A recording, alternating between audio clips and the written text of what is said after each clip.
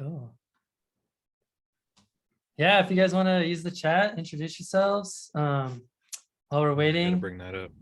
I'm Matt Payne. I am one of the co-founders of the Natural Landscape Photography Awards, and also the host of the F-Stop Collaborate and Listen podcast.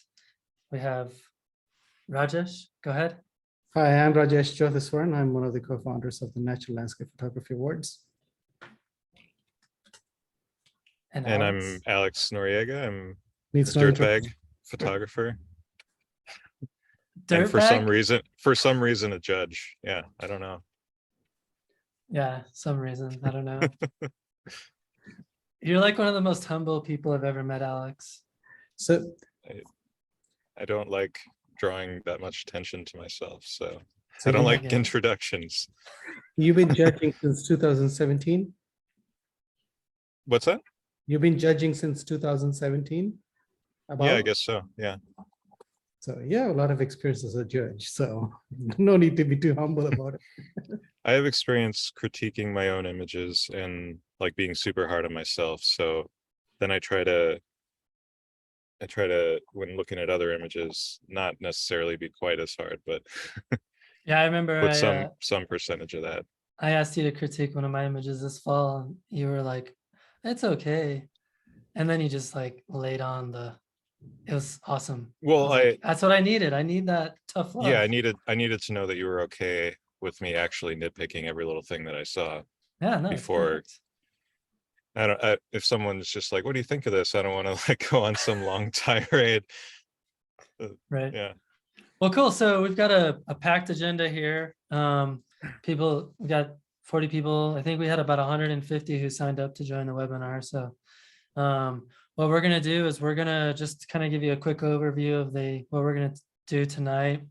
We're going to kind of just talk for 10 or 15 minutes just in general about the competition and kind of some themes and some things that we looked for and things that we really liked and kind of in general what we didn't like, and just in general like competitions in general. And then we're gonna pick three, potentially more, but at least three lucky people who notified us that they were okay with us critiquing their images. So hopefully you got a little bit of thick skin, but we're gonna prompt you with some questions before we dive into really tearing your images apart in a nice way. And then we're gonna wrap it up with some Q&A from the audience. So we will be inviting people that will be getting their images critiqued up here as panelists one at a time. But please stay on board as a panelist because we'll want to kind of have your feedback at the end. And then if you guys have any Q&A from the audience, please feel free to use the Q&A function, which our esteemed colleague Rajesh will be monitoring, and we'll be trying to answer some of your questions as we go along, but especially at the end of the presentation. And then one other minor thing I wanted to mention, I don't even know if you can hear this or not, but there is a wildfire about 10 miles away from my house, and literally like 3 blocks away from me is under pre-evacuation. So if for some weird reason I get a reverse 911 call that says I need to evacuate, that's what's happening, and Rajesh will take the reins. So that it's just what it is. Welcome to living in the Wild West, the dry West. Yeah, I wish I can send some of my rain over there. It's raining cats and dogs here. So hey, I just wanted to take a moment to thank all the willing scapegoats or participants in this exercise today. You know, it's not easy to seek critique, and it's like we really appreciate that. Yeah, not just critique, but public critique. Public, right? Public. It's going on YouTube after. That's right. That's right. So awesome. Well, one thing I wanted to just kick off by saying is that offering these free critique sessions, we feel is an important way for us to provide value back to entrants of the competition.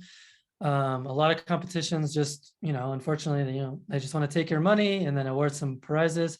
But at NLPA, we're strong members of this community, and we want to give back to this community as much as we can. And this is one of the ways that our team has found a way to do that. So hopefully you get something out of this. And just as a disclaimer too, we are paying our awesome judge Alex to be here. And we'll probably be sharing some email addresses with him in case you want to get further critiques from him or take some post-processing videos off his website, things like that. So I don't send that many emails. yeah, I was gonna say, I don't A think few I've per ever year. gotten one. A few per year max, probably. Yeah. But we see this as a great way to offer value, not only to our participants, but also to people like Alex who are helping us with this initiative. So without further ado, let's go ahead and just dive in kind of general themes around competitions and nature photography competitions. Alex, I know you've entered quite a few competitions over the years. You were actually the USA Landscape Photographer of the Year in 2016, and you won Epson and you won International Landscape Photographer of the Year. Those are the three that I've entered. And then also one the year after, I think. So yeah. So in general, as someone who's entered competitions, what was kind of your thought process for approaching entering a competition?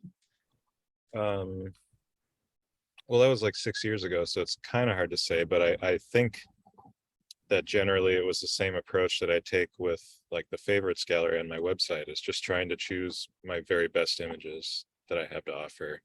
And like because on those competitions, I think I was paying per entry, or at least on a couple of them, trying to provide kind of a diverse offering, but also still the best. So like if I had two very similar images that I really love, I would have to choose one. Like, Gotcha. But I like the way NLPA does it actually with I think there are package entries, like you get 10 entries or whatever.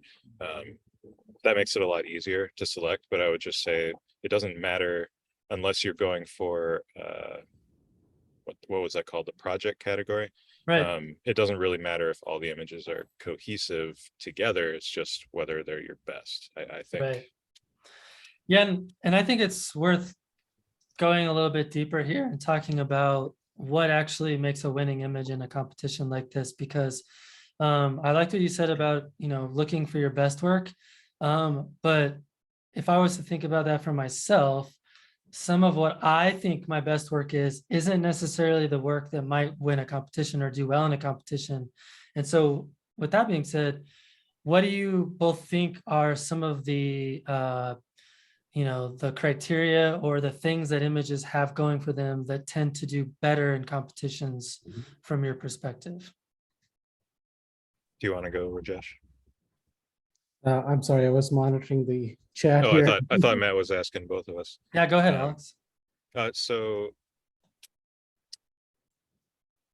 quickly rephrase the question. I distracted myself. What makes a winning image? What because it's not just your best work, right? It's sometimes has different things I guess going so, for because you could have like a really great image that isn't necessarily that original, or that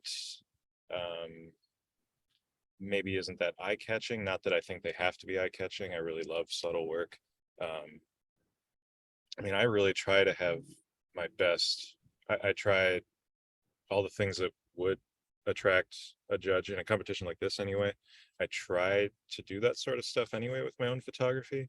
But I think if you have like a wide variety of styles or types of landscape images that you make, then you would probably be better served looking towards like your original compositions, like not iconic, not because there's anything wrong with it, but just because we're trying to elevate you as a photographer, or the best artists, the best photographers out there.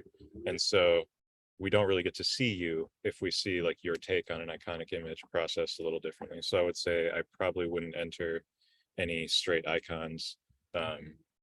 And because it's NLPA, I'd probably go up more on the natural side, less heavily post-process. I mean, somewhat eye-catching is good, like whether it's an intimate shot or a grand landscape. I think when we're sifting through 10,000 plus images, it does have to stand out a little. We're looking at every single one of them, but you look through that many photos and a lot of images start to look the same. So Yeah. Whatever stands out, I guess. Yeah. So to add to that, it was 13,800 or so images last year, and we fully anticipate to exceed that this year. So as you said, we only have like a few seconds to look at each of these images, to decide whether it's going to move forward or not. But I do have to mention that we look at each individual image at least one time. And in my case, I looked at them at least 3 times during the prejudging. And of course, the judges got to do a lot more, they spent a lot more time with the images that were shared with them. Yeah. Yeah. I just wanted to jump in and say, I didn't mean like bombastic with eye catching. Like it doesn't have to be the craziest color or the craziest light. But I think even subtle images that are composed really well kind of stand out when you're looking through, and there are some that maybe just don't have as thoughtful of a composition, or like the processing gets in the way of seeing the photo, and like you go through a bunch of photos that are overdone, for example, and then you see a nice and subtle one, like that stands out. So it's not about being the most bold, it's not about picking the most eye-catching image, so to speak, but more the ones that aren't like everything else we see, because that's really what we're trying to award, right? That's what we're trying to elevate. Yeah, and I can't speak for everyone, but when I was going through the images, especially in the later rounds, what typically I found myself doing is images that would I would elevate to a higher ranking, or ones that had more kind of mystery to them, like, oh, what am I even looking at here? That kind of a thing. If it had different things going for it that weren't so in your face, like if it was trying to tell a really interesting story, or like it was obvious that there was more to it than just, oh, this is just a pretty photo, right? Like there's some other things happening here that are catching my attention and forcing me to spend more time looking at it, right? Because that's ultimately is what's going to elevate an image, is keeping your eye on it for a longer period of time, right? Not just eye, but your mind, keeping your mind engaged. So I should say mind catching images rather than eye catching. Yeah, that's perfect. Because a sunset is probably pretty bold and eye catching, but actually, if you spend any time like looking through Instagram, like you get kind of numb to magenta, right? Like magenta and red, like everything's magenta and red. It's like I see a nice like high key white image, I'm like, ooh, gotta stop on this. Yeah. So I'm sure you'll know from the way that I critique these images, but the number one thing when I actually start looking at one more closely is the composition. Like even more so than the light, more so than the processing. Like, was it thoughtfully composed? Did you eliminate distractions? We'll get into all that, but and I think one other thing worth mentioning that I really, not to pat ourselves on our back here, but one thing I think works really well for NLPA is our judging process and the different stages that we put images through. For example, after we sift through all of the images for the very first time, we actually do that whole process again, but we do it as a group, because what we found is that there's discrepancies between what someone thought didn't make sense or didn't score well or whatever. And we actually talk through the images that maybe were more polarizing, in terms of, this one I scored a 5 and you scored it a 1, like what? So we actually spend time talking through some of the images that maybe didn't do well with one person but did really well with another, and that sort of thought process carries out through the entire judging process, all the way into the final rounds, where you guys are literally fighting each other and making a case for your favorite images. So I think our judging process allows for some of that dialogue to occur, which I think helps. It helps the best images rise to the top. Hopefully. Yeah, that's a good point. I mean, there's got to be something interesting about it if people are that torn on it. Yeah. Well, let's if we're ready, we can go ahead and start with the critiques here. Unless you had anything else the two of you wanted to add. Scott just do we want to address that real quick? So the judging process is a work in progress year to year, I would say. Like, we're going to refine it next year, but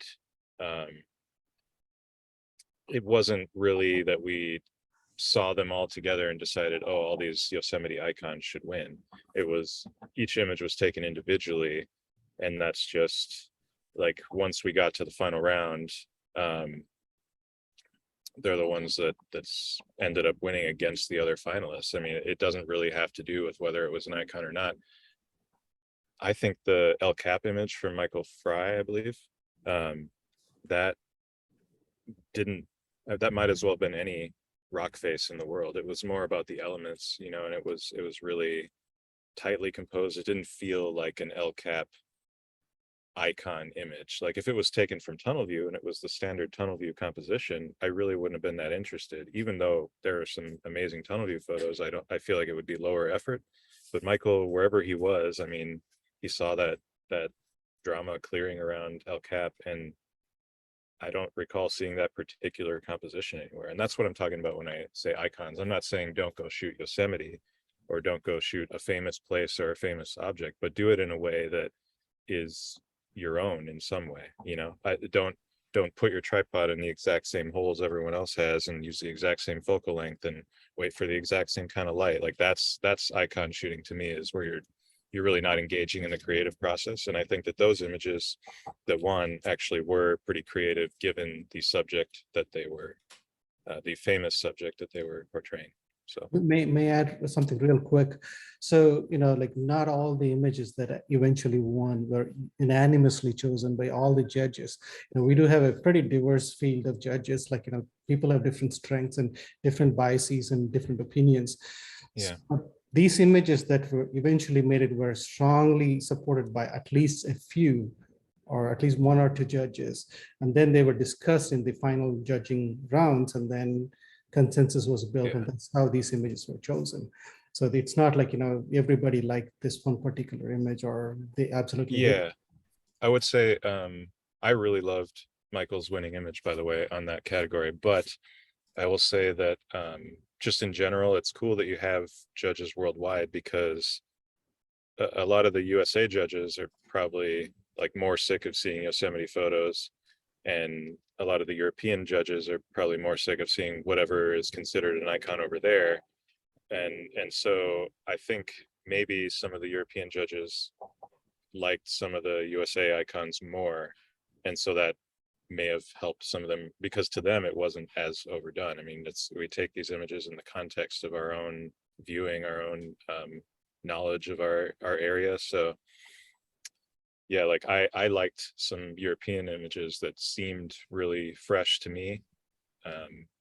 And Yeah, then and I some of the remember other Sandra judges were was like, like, yeah, Sandra Sandra was was like, like, yeah, I've seen that a million times. And I'm like, yeah, oh, I've never seen that. Like, even though I look at a ton of photography and I follow a lot of European photographers, African, Asian, like all the continents, and I still have never seen something like that. And she's like, yeah, we see it all the time. It's like that's why it's great that you bring in so many different perspectives, so that we're not limited to just what I know or just what Sandra knows, but what 8 people know. Or is it 8?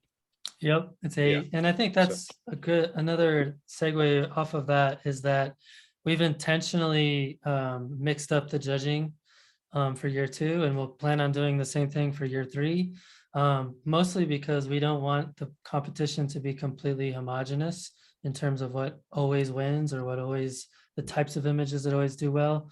And we try to bring in a diverse set of judges that might have different preferences. So that brings me to another segue that I think, and Rajesh, you can probably speak to this as someone who's entered a ton of competitions, that I think it's actually really important to look at the individual judges of the competition and the type of work that they create, just to give you a sense of what they might be looking for aesthetically from the work that's being presented. Not to say that you want to submit images that are copycat images of those judges, but you know, this year we do have a pretty strong contingent of judges that I would classify as more artful or artistic or creative, in terms of presenting less classic views and more kind of, like the word we were using earlier, mind-catching type photography. So I think that's something to pay attention to when you enter a competition, is to see who's going to be looking at your work.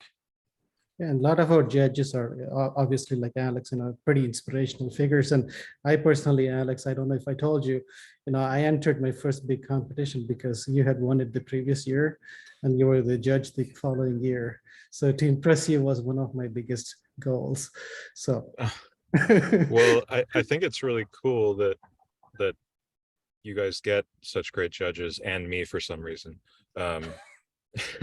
And just because, yeah, like I think the opinion of whatever artist I look up to or aspire to create, like, I mean, I value that opinion much more than random people on the internet. So I think it's really cool to be able to potentially get that opinion. Now, the problem is that we had what 14,000 images and 8 judges, so not everyone Right. can comment on everything, but that's why we're doing this too.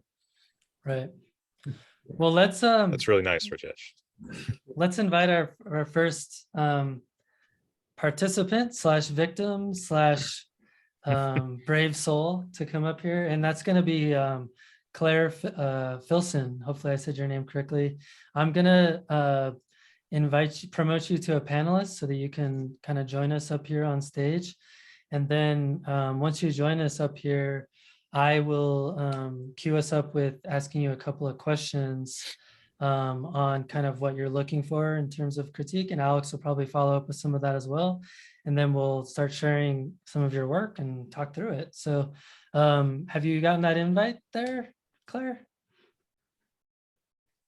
All right. And you want to unmute yourself? Cool. Oh, we can't hear you yet, right? Oh, not yet. Now we can. Oh yeah, we can hear you. Go ahead and talk. The volume is very low though. It should be Yeah. working okay. I use Zoom all the time. This should be working. Can you hear me? You're good. We were just talking over you. So Claire, thank you for agreeing to come up here on stage with us, and we're excited to look at your work. One of the kind of overarching questions I would have for you is, what kind of critique in general are you looking for from your images that you submitted? Because Alex is a total pro, but it'll help us kind of refine what we look for in terms of critique.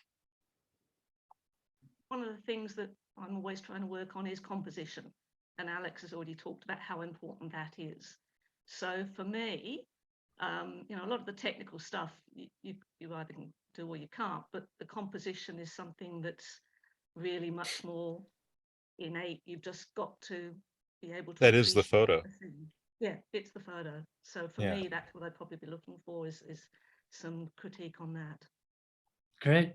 Okay. And then Alex, do you have any other follow-up questions to that? I don't have the work in front of me. I'll probably get some when I see the photos once you put them up. Perfect. Okay. Well, I have looked through everything briefly beforehand, but yeah, Matt's controlling the screen here. And are you able to see that?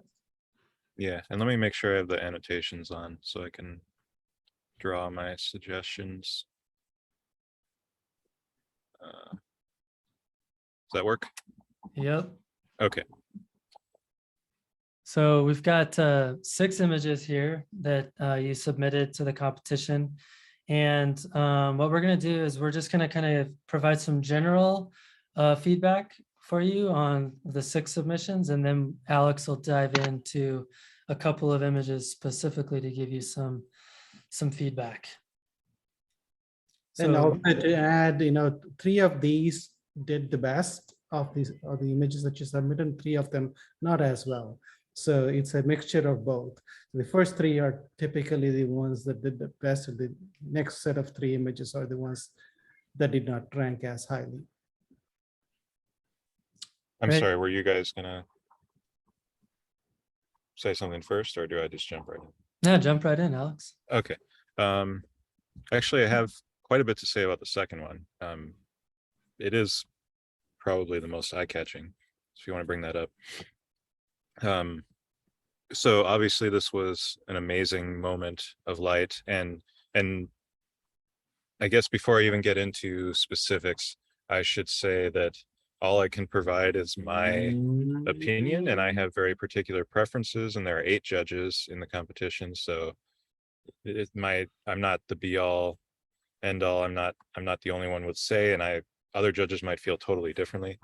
So I'm not trying to say that I'm right and whatever I'm critiquing the image is wrong. That's just how I see it. And I think that's all I was going to say on that. So this was an amazing moment of light. And oh, the other thing is that I'm going to get on composition a lot, and I don't know what's outside the frame. So it could be that it's composed in a certain way because there's something right outside the frame on the edge that you were trying to exclude or get around. And I don't know that. So I'll try to, I mean, maybe you could jump in with that if there is something, but basically we're gonna, it's mountains either side, so it was just yeah, the sides aren't really the issue for me so much as so you have this really, I guess you can't see my cursor, so I've got a circle. You have like this incredible eye-catching light running through the fog or the clouds there, and so that's immediately where my eye goes. But with this waterfall down here, it's kind of providing a competing element. And so I see this first because it's warmer too, but then I really get drawn right down to the waterfall here. And the issue with it for me is that it just kind of feels like it happens to be there. It doesn't feel like it's placed in a way that serves the rest of the image. So like we have this bit of water right against the edge there, this brightness right against the edge. Like I can't stop looking at that because I want to see more of it. So this is why I started off with I don't know what was outside the frame, because what I want to see is what's down there to give this waterfall more breathing room and kind of make it more of an element of the image if it's going to be in there.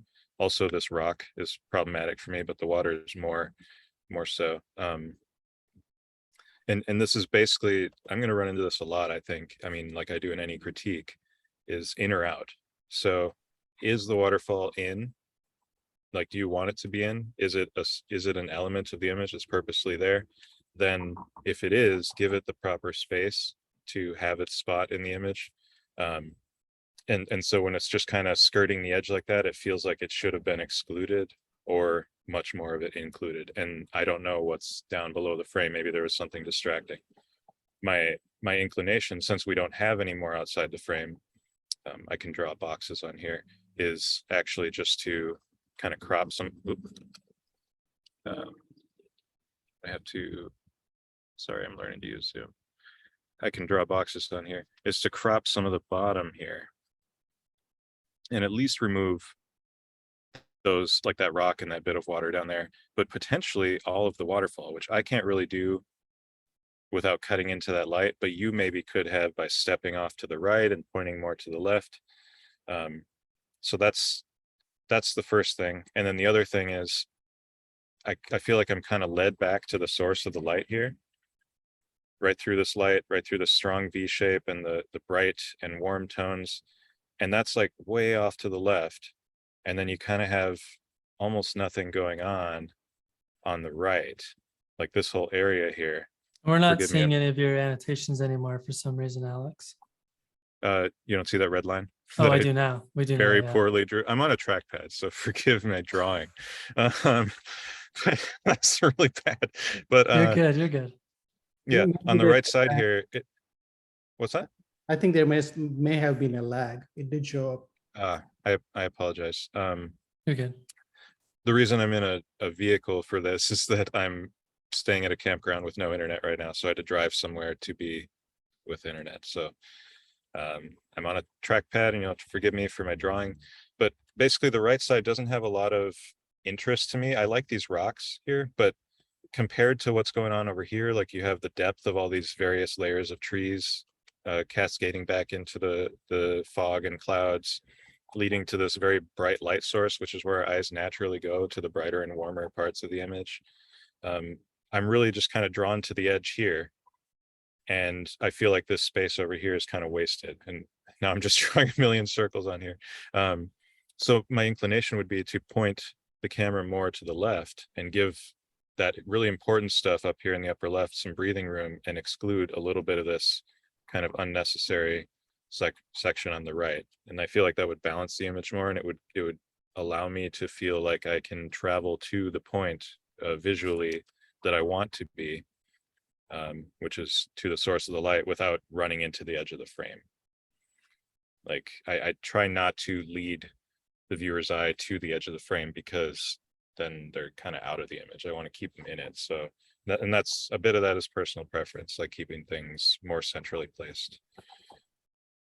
But yeah, that's what I saw here, but I still feel like it's got a lot of potential, and maybe you have some other frames that are very similar, that you tried some different compositions. I would always advise doing that, but it's kind of tough when you have very fast moving light, you know.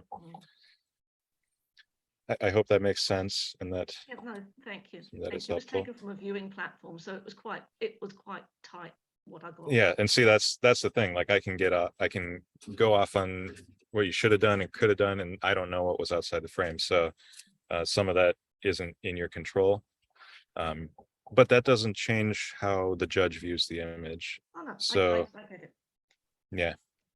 One- So going to pop back to the grid. What were you going to say? Yeah, just real quick. One thing that I noticed too was, and I don't know if this distracted you at all, Alex, but I felt like some of these highlights up here in the top are Yeah. a little bit overblown. Yeah, just a little bit on the yeah. clouds there. I didn't want to get too nitpicky on the technicals, especially since we That's do not want what to get she's through asking. Sure. a bunch. Yeah. Yeah, but yeah, the clouds are blown out there too. That's a small thing, but like I said, composition's the most important thing. I don't think I'd necessarily disqualify the image for that little bit of blown clouds, but the rest of it, I would be like, man, this is really awesome. I just wish that I could get into it more without distractions on the edges. So real quickly, just pop into number 4 for a second. Same thing on the sky there. Like that, you would maybe have to bracket. It looks like the canyon was maybe pretty dark, and I don't expect everyone to have like exposure blending skills, or maybe I just expose darker and try to bring up the shadows. But that blown sky is pretty distracting. I can't really get around it technically. And then something else while we're here, which isn't really a huge deal in this image, but all these footprints here, in general, because it's a nature photography competition, and because of what Matt said about how we're trying to maybe choose images that have like an element of mystery, I usually try to exclude footprints, especially lots of footprints, like places that are heavily footprinted. And the reason is that it just kind of takes me out of the image, removes the mystery. It's like, okay, 1 million people have been here, even if it's only a few people. I mean, that's just what it looks like. And so I really try to portray nature without the obvious hand of man or the footsteps of man, because it's just so much easier for it to be mysterious. Like as soon as you see the presence of people, or if there's like a little barn here or a trail, like the trail on the left, like all of that kind of clues me into, this is a trail that you can go to, or like kind of maybe a popular location. Like it just kind of removes the mystery. So I try to exclude that sort of thing too. Do you want to go back to the grid? Yeah, and just real quick, this is probably a really great opportunity to interject some rule guidance from the founders here. One of the rules that we get questions about all the time is whether or not we can clone out something, or what are the rules on that. And the keyword that we keep harping over and over again is transient. And in my mind, it would be really hard to clone out like hundreds of footprints. But if there was like a couple of footprints, that's transient, right? Like footprints are pretty, they come and go with the wind and things like that. So that would be an allowable thing that you could get rid of. Yeah. In this case, you'd have to like find another photo of sand, and it would be really hard. Yeah. Yeah. But yeah, just in general, I just wanted to kind of put that out there. I guess while we're on this image, there's probably a good lesson here in that, aside from those issues, like the footprints on the right, the trail on the left, the blown sky, I kind of see some interesting elements in here. So I would say that my best advice to any photographer shooting almost anything in nature, is try to determine what it was that brought you to the image in the first place, or to the what inspired you to pull out your camera and take a photo. And I'm gonna guess that, I mean, maybe the canyon, yes, but right here, you have some really interesting stuff. You have this tree, the reflection, the river. I would just try to isolate elements that interested me, because with these sorts of wider shots, it's almost like this is kind of what you would see if you were standing there, right? So it's kind of like just documenting what's in front of you. But if you think about why you pulled out the camera, this is not just for you, Claire, I mean, this is for anyone. Think about why you pulled out the camera, why you were inspired to shoot, and really try to say, okay, maybe it was like, I love the way that this tree is catching light and the way it reflects in the water and the way that these leaves look against that canyon wall. There's a way to frame it potentially that excludes other elements like the sky over here, this trail, this beach, that would distract from the central reason that you're taking the photo. So that's actually way more important, I think, than the footprints or the blown sky, the technical aspect. It's composition. It's being more purposeful about the composition. So, Alex, real quick, there was a question asked by Alan Collegado. I hope I said your name correctly, Alan. How does one strike the right balance between being creative and capturing a scene as is, that is in its natural state? And that what you just explained probably addresses that question. it's natural. Yeah, so I'm not talking about necessarily cloning out footprints or modifying it in post-processing to simplify, but it does, you are kind of hitting on something there, Adam, was it? Alan. Oh, Alan, that the more you distill your composition, you could get so far distilled, so simplified that it becomes almost abstract, which I'm not sure if that's a separate category next year. It is. But that should be, because it's kind of a whole different class of landscape photograph. Like, you are portraying that aspect of nature, that pattern, that whatever, that abstraction, but it isn't really conveying the landscape. So that should be different than the grand landscape or like an intimate scene where you can actually see literally what was there. I think both are really interesting kinds of images. I just think they're different categories. There's no right or wrong there.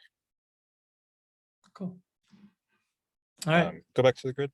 Yeah, so I think some of the same things could be said. Actually, number one is pretty nicely composed, but I think that the footprints were my main issue with that. And then also that tree, I'll just do a real quick drawing here. The tree is kind of blending in with that background gray wall, so it doesn't really stand out, the V form of the tree. It kind of blends and gets lost there. But the main thing, I mean, before I even noticed that, I noticed the footprints, because it's so dominant in the frame. So that was all I had on that one. Yeah, and I think the similar thing, you got that nice reflection and those trees against the canyon wall. That Yeah, could be a yeah. really nice way to isolate that. That's nice to isolate potentially, but that might be a little two-dimensional. It might lack some depth. Maybe there's a way to work in this foreground tree to frame those and kind of exclude some of the less appealing elements, like the footprinted beach, or maybe to position yourself in a way that the tree isn't right up against this area that's almost the same tone, so that it kind of stands out more. Yeah, I see potential there. I mean, I think there are interesting elements, and it really comes back to asking yourself the question of what it is that made you take the photo in the first place, and distilling down a little bit. Rajesh, how are we on time? Yeah, good point. Yeah, we need to move on if we can. To a different participant or different image? Different, let's see, like, we spent about 20 minutes on this, so. Okay. You want to page through the others? I just want to very quickly, number 3, 5, and 6. 3, the one thing that I noticed the most is that all the grasses and trees are pretty dark, and that's because they were backlit, presumably. I think the light was back there. So maybe it's just a matter of the light, but I feel like they kind of get lost in the shadows, and they're such important elements in the frame. Like these trees get get lost against that wall there. It's all kind of dark. So I would at least like try to bring up the greens and separate some of that. Overall, I mean, and this tree kind of digging into the shore here, like I think the overarching theme maybe for some of these canyon images is just trying to separate the elements and simplify a little bit, because there's a lot going on. There's a lot of elements that kind of meld together. However, I really like the sky exposure on this. I think you nailed it with the exposure here as opposed to that other, the other one where the sky was blown. So, and then there were a couple other images. That one I think is pretty well balanced. The footprints are probably my biggest issue. And then it looks like maybe there's some slight haloing on the sky, but I mean, I wouldn't disqualify an image for a small technical flaw. And then that one, like, I like the way the tree is framing that mesa back there, but I feel like there's a lot of extra space around the most appealing elements. And I know I said that you should give these elements breathing room, but there's also kind of like, sometimes you can run into, if you try to do that, you just have what you found interesting in the middle, and then you have just kind of nothing around it. And maybe a tighter framing here would emphasize what it is here that you did with the composition, which is, I think you framed up the tree against this mesa. So that would be kind of going back to my earlier point about just deciding what it is that's most interesting and emphasizing it somehow. Maybe that means you bring in the whole frame tighter. Okay. Cool. I hope that was helpful, Claire, and thank you for coming on. And can I just quickly ask you, and you talk Yeah, about yeah. tightening, so to tighten a lot of these would end up going to a square perspective. So do you have an issue with that? No, I don't care what aspect ratio. I didn't mean a squarish ratio. I was just kind of drawing roughly what I thought were the more interesting elements. Yeah, but I was thinking if I sort of reframed it and I had to change the ratio. Oh, like cropping and post-processing. Yeah, yeah. Yeah, no, I don't think there's any issue with different aspect ratios. I don't like super panoramic images because I feel like it's kind of difficult to appreciate any sort of flow between elements. Like if you had a really long and skinny, like it feels kind of like it's just getting everything in, and there's really not a lot of flow like between horizontally distant elements. But aside from that, I would say that like any squarish or normal aspect ratio should be fine. Yeah. Thank you. All right, Claire. Well, you can hang out with us. We'll probably ask you some questions later on when we're done with the other two victims. But next up, we are going to call up Gordon. Let's see if I can find you, Gordon. Awesome. I've just promoted you as a panelist, Gordon, and I'm gonna drop you, Claire, but I'm gonna allow you to talk more later, okay? Hey, before we get started with Gordon, so just wanted to address a question that was asked on the chat, like what about a Southern Hemisphere, an Aussie judge? So like that would really appreciate if that kind of a judge can be found. I know we did try, we do want to give representation to the other parts of the world as well, like Africa and Southern America and Far East. So that's a work in progress. And so it could happen next year or the year after. Yep, absolutely. Well, welcome, Gordon. Thanks for joining us up here. Would love to just kind of real quick hear kind of what you're looking for in terms of critique. Yes, so I guess where I've gone with my landscape photography is moved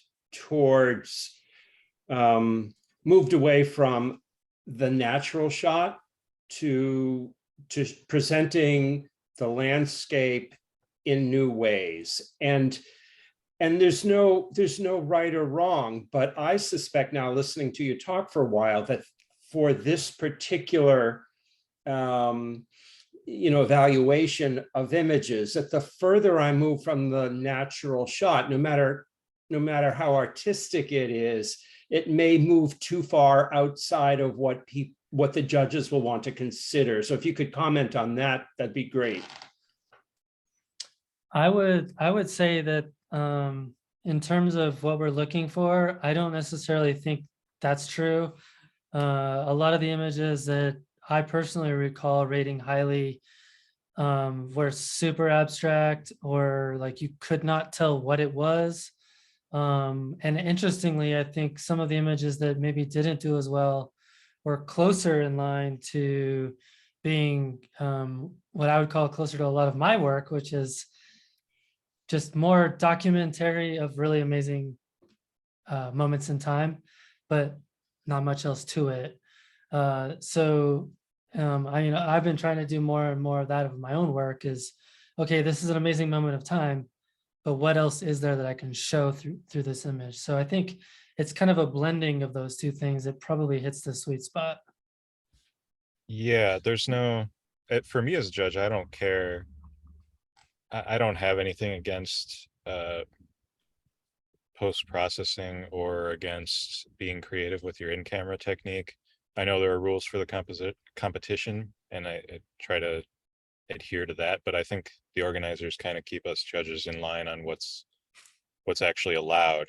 But I would much rather see a creative interpretation of anything. I mean, I think there are different ways of being creative, though. You could be creative in your technique, like you could do ICM, or you could have a really unconventional composition, or you could be creative in the way that you're just being clever with your composition, like it's subtle and it looks natural, but everything fits together in a really nice way that like you really wouldn't see unless you really explored the scene. You wouldn't see it just walking up.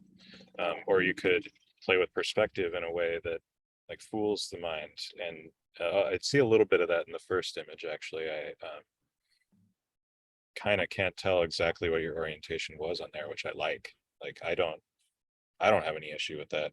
I think the natural part of Natural Landscape Photography Awards is more about not using cheap tricks in post-processing, like say just jacking sliders up and like blending different things that didn't even exist together to create essentially a fantasy. Like if you can do that well, that's impressive, but I don't think that it's landscape photography necessarily. I think it's more about utilizing the elements that you find in whatever way you can while still portraying a thing that existed. So so yeah. I actually really like this first image a lot, and I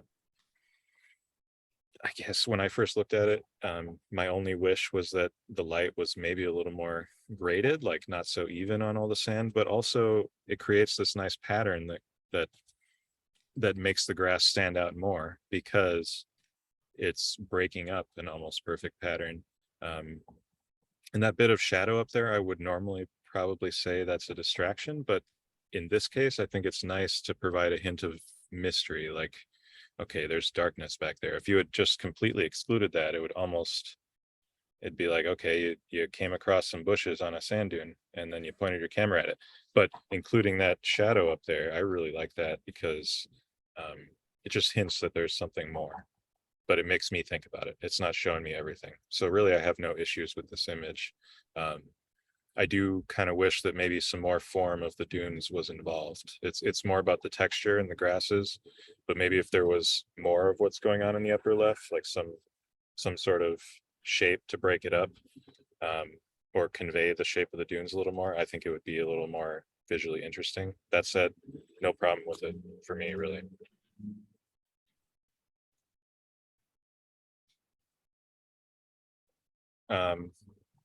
I really like number 3, and actually I have a good thing to say about this. So I'm not sure what you meant by trying to portray it in a different way, if you mean just like going more intimate or like with a little heavier post-processing or handling of vignettes. So Alex, among these 6 images, I don't think actually any of them are getting at the question that I was asking. Many of these images were taken a little while ago, and my photography has changed somewhat. So I was asking more about what I'm doing right now. I see. Yeah. Well, if it helps at all, I can still talk about what you were doing then. It's great that you're evolving. I would hope that everyone always does for as long as they do it, because you're never done learning and growing. In this one, I really liked the image, and it seems like you have a pretty heavy vignette on there, but it looks like it was done by hand. Like you didn't just slide up the vignette slider necessarily. Like maybe you dodged on these edges here, or like manually darken these areas here. I like that. It's I can tell that it was done, but I don't mind that sort of thing. Other judges might. But my main issue is actually just that it's such a strong shape pointing almost directly out of the frame there. And that you have so much kind of straight shadow over here, and then really all this light over here, nothing balancing it out on this side. So so I'm just drawn to the light as we naturally are in the image, and it's kind of forming this this triangular shape here pointing out of the frame. So really all I want is some more room on the right and less on the left. And then this is a pretty cool, almost abstract, but still pretty literal image. It rides the line, and I like that kind of photo. Alex, would it have helped your view of this image had the shadows, had I brought up the shadows in that dark rock on the left? Potentially. I mean, I don't, it's kind of hard because I'm looking on Matt's screen here, but it looks almost like it's like a very rectangular shape here, like the rock there, and then the water here, like that line that divides rock and water is almost straight. So it may have been a detriment to the image because everything else is kind of a nice flowing shape. And this is beyond your image. This is applicable to so many that I see. One of my main critiques of any student's photo in nature is that nature provides us with such organic shapes and often so much grace and so much flow. So like I love what everything's doing over here, and then you just throw in a couple of rectangles and it would break up that flow for me. So I actually like that side's darker. I'm kind of struggling to see here via Matt's screen sharing, but I think that rock is pretty rectangular. So yeah. If I can add real quick. Well, there you go. Sorry. Yeah. Oh. Yeah. Okay. When we had, when we're looking at these images, like, even in prejudging, this was one of the images that caught our eye. And like, when we shared it on our social media channels, like I went and looked at, this image where it was shot and things like that, just for my own curiosity. And based on what I saw on the internet and what I saw in this image, it's a wonderful interpretation of what's out there, and it's a very unique image. So, that's I like it. And so that the other thing is I like so many of the images that I saw, and it's just like, because I like it and because we're going through so many different photos and we have to drill them down to what, 10 or 20, I don't know, you have to start nitpicking. You have to say that, like, okay, this doesn't quite work, even though I mostly like it. And so yeah, that's where I get with it, is I just get pointed out the right side of the frame, and I just feel like it needs to be framed more to the right in the first place. But again, I don't know what's outside the frame, and it's still a very nice photo, and I like the processing, although potentially slightly heavy-handed for other judges. I don't mind that sort of thing. So yeah. All right. Yeah, and then the other three, number 4 feels, well, the fence is a little bit of a detriment for me, just because it does remove some of that mystery, like I was saying. And it's nice, it's a cool landscape, but it feels a little bit more normal than the other photos. Like you weren't as creative in this instance as you were with some of the others. So that there's nothing wrong with it necessarily. I mean, maybe some blown highlights in the water and some little haloing along the water's edge there. And I don't like the fence, but that's subjective. But we're trying to find images that are mind-catching, and so this one, when I see it, it kind of tells me everything that was involved in the creation. It doesn't really engage my mind that much. So I have a question for you, Alex. Yeah. If you were at this location trying to have a unique take that was mind-catching, what elements would you be looking to combine, and in what way? I don't know the degree to which this was dodged and burned, or whether there was spotlighting there. I'm guessing it was dodging and burning. Either way, nice work. But if it was something like that, I see a hint of like dark layer here, And so I would maybe try separately to convey like this light on these rolling hills and the alternating layers of light and dark, if there was more available somewhere. And I'm looking at a small thing here, but are there flowers over there? Like maybe there's something to be done there, that combination of light, backlighting those flowers. Separately, this could be cool out here, but it's such a monolithic element that it's going to be a photo of an island no matter how you frame it. However, you do have light over here against the water and some nice beams coming down where that could be a photo in and of itself without the shore at all.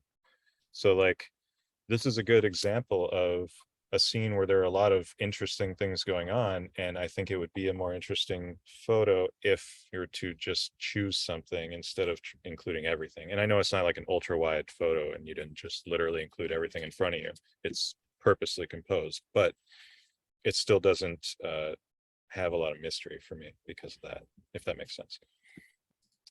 Perfect. Yeah, so the other one, I wanted to get into 5 here because it's almost, I mean, a very similar element, but you had this glassy lake reflection. I mean, that's really cool. And then like compositionally, that has some mystery to it, to me, because I don't think I've ever seen such a large body of water be so incredibly glassy and just blend with the sky like that. Like it's almost heavenly. So what I run into here then is the color, and you got a lot of like really strong yellow there, and it looks like the warmth is blending with the blue sky back here. So I'm in these sharp shapes, I'm kind of drawing some blue sky, and it looks like yellow is mixing with it and creating a green. Whereas over here you have like a nice light pink pastel and you have some nice blues here. So I think simplifying the color palette there and the range of saturation could be really beneficial to this image. Like if the whole thing had this nicer, well, subjectively nicer, kind of more pastel color palette, like the light pinks and blues, I would be a lot more drawn to it, because I feel like the yellow is just so distracting. I want to be focusing on the subject, but I'm drawn to like this high saturation and kind of the unnatural mixing of yellow with blue up there to create green. Yeah, one of the things that I like to do, Alex, when I'm trying to make my photos at least 4% better, is, I like to just go around the borders of the photo, the color border patrol, and look for anything that might be pulling the eye away. For example, on this image, like there's this little section of cloud up here at the very top that's like, it looks like it doesn't belong. So I would probably try to crop that out or something to that nature. But yeah, I actually it's not a right or wrong thing, but I think that concluding the blue sky at all is almost like, that's something I would try to exclude, right. because it just kind of clues you into like, okay, there's something normal right behind this incredible scene of clouds reflecting on this glass like no one's ever seen. There's also the blue sky up there, which everyone sees all the time. So it's kind of like I try to exclude normal elements to allow the extraordinary more room to shine. The problem there is that you have like really strong cloud shapes and divisions of tone up here in the sky. So no matter where you exclude or crop it, you're running into issues where now you have kind of some visual tension up there. And that's where processing comes in, because you're at a scene. It's amazing. You have found roughly the composition you want to make, and now it's about perfecting it. At that point, I would say, like, say it was cropped the way Matt had it, something like that, like crop it right below the here, for example, like right.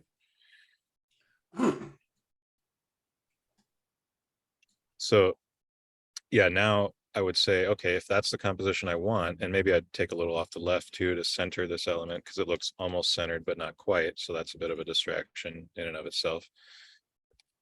I kind of like the original composition better, but for argument's sake, let's say here's where we are. Now I would process these warmer, brighter parts to be darker and cooler, and maybe I'd brighten and warm the dark blue parts a little bit, just so this stuff blends together more and you have less of like a strong contrast right at the edge of the frame, drawing the eye away from the real subject. So I think processing has its place beyond special effects. Like you can make a photo, you can make or break a composition with processing if you only know what it is you're trying to do. So yeah, that photo has a lot of potential, and I think processing could really bring it up several notches. I think it's really cool. And then the last one, creative use of long exposure. So it's not how our eyes would see it. And so that's a bit of what you were talking about with the less than literal interpretation. I'm totally okay with that. I think that's really cool. I love that photography can show us things that our eyes can't see. You know, the same thing could be said of like night sky photography. You can't really see the Milky Way like that with your eyes, but the camera brings it out. That's really cool. Same thing with movement and long exposure. Like you can convey something that your eyes can't normally perceive in that way, and it gives it this dreamy atmospheric look. So no problem with that for me. I think that's great. And really my only issues are kind of the very geometric square shapes here that almost mimic the edges of the frame. So they're kind of creating what I would call a tangent, or like parallel lines with the edge of the frame that I can't get away from. You have all this really nice organic, like airy, dramatic feeling stuff up here, and then down here it's like very rigid by comparison, just by the shape of the rocks and where they are in the edge of the frame, which is always a straight line. If you put another straight line next to that, you're drawing attention to that rigid shape. So I try to avoid stuff like that. I would maybe step to the right and forward slightly so that I could frame it kind of right there and eliminate some of that, or even right here, or perhaps just stepping to the right and losing this left side would be enough, because this kind of straight line here bugs me. But that's the nitpicking I said I was going to get into. Like this is. Yeah, those are all helpful comments. Thank you very much. Yeah, just a couple easy things too, Gordon. There is like some dust spots in here that you could easily get rid of too. So sorry about that. I probably have an image or two on my website with dust spots, so I wouldn't disqualify anyone for that. You have Yeah, to. That's it. You're out.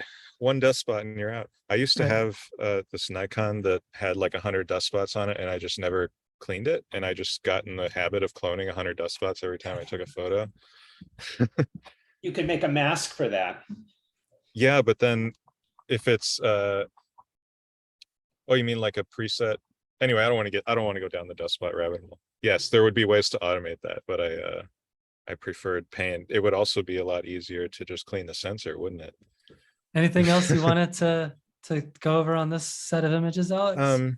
Well, the second one, I kind of have a similar thing to say as the fourth one, in that I like those lines there, like not the lines so much as the pattern of layers kind of created by the sand and water alternating there.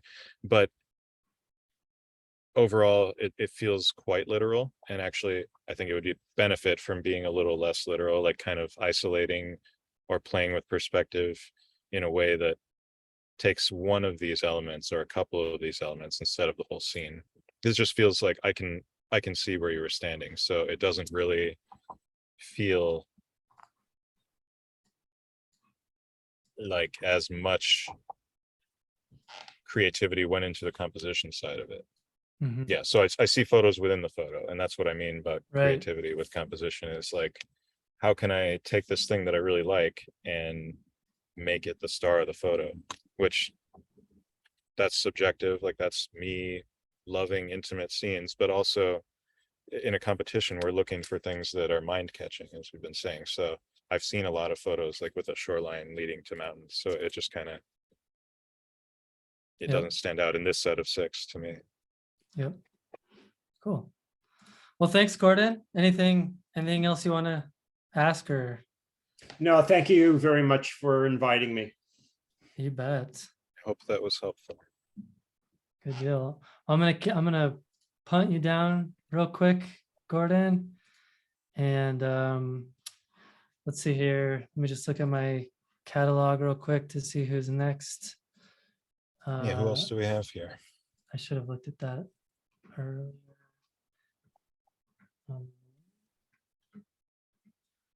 Here we go. I'm going to invite Martha on stage.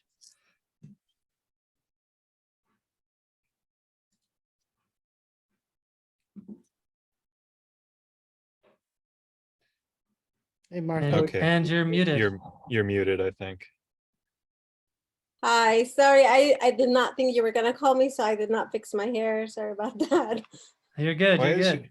You're becoming partly invisible. Do you guys see that? Yeah. She probably has a filter on or something. Oh, Oh, you know what? I thought you were wearing a green shirt or something. I see But it. it's Okay. not, yeah. I Yeah. have no idea how to change. Hold on one second. It's fine. It doesn't really matter. But All right. So Um, Martha, what kind of feedback are you looking to get tonight? I think mainly composition that usually seems to be my biggest problem, and overall, whatever you can see that would be helpful. But yeah, I mean, like composition and then like some editing techniques that could be improved. okay. Perfect. I'm gonna go ahead and share my screen. These are the 6 images we pulled out from your submissions, Martha. And Alex, which one do you want to dive into first? Can you actually, you know what? I'll just look at them on my end, so I don't have to ask you to see where Martha. I just want to see them a little bigger so I know where I'm going with this. Can you go to the fall image, the yellow fall image, not the aspen trunks? Yeah, number 2. So compositionally, we see a lot of fall hillside shots, sort of like explosions of color. So the way that you would set something like that apart, or rather the way that you would compose it interestingly in the first place, is maybe just like a perfect pattern on a hillside. That could be the interesting thing, is how vast and uniform the trees are. In this case, you've included individual trees there, which is the other way I would suggest to make it interesting, so it's not just a wall of yellow. But what I see is that the individual trees that are kind of drawing my eye, because there's such strong contrast from the surrounding elements, are right over here. And then you kind of have relative emptiness over here on the left. Is that, Yeah, you're good. Yeah, it's coming. everything's working, Mhm. coming in?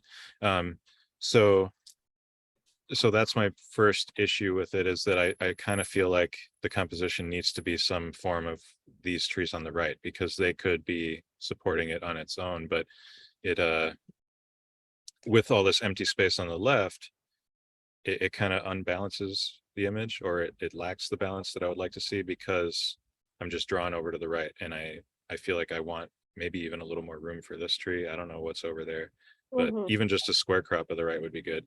The other thing is, and this is not a hard and fast rule, but like this upper section here is a little distracting, just because everything is so bright and so vibrant, and then you have kind of this darkness right on the edge. It's kind of drawing me away from presumably the stars of the photo, or the most striking elements that I think would be the subject of the photo. I'm drawn up here instead, because this is all relatively uniform yellow, and now you have this darkness up here. So brightness isn't the only thing that draws the eye, like it's contrast too. Luminosity. I wish I could do an Alistair Ben accent, because then I would say his 5 or 6 things that draw the eye, whenever that is that he draws in: contrast, luminosity. But yeah, it's not only brightness. So like if the whole image is bright and then there's a dark area, the darkness is the distraction now. Whereas typically in a lot of the light that we're photographing, dramatic sunset light, you see a lot of darkness, and then you may have a bright thing that's kind of distracting from the rest of the image. It can work the other way too. So in this case, you have almost like a bright canvas and then dark forms on it with these trees. And so those trees should be against, I think, a more uniform canvas of yellow, and just kind of exclude the left a little bit, focus more on these strong forms, exclude. And this, if you wanted to include this as kind of like a hint of context, like, okay, look, there's also a little something back there, then I would at least maybe brighten it up so it's not quite so jarring a contrast on the edge. I'm gonna go back to the grid. You go to the third one while we're on the subject of fall images.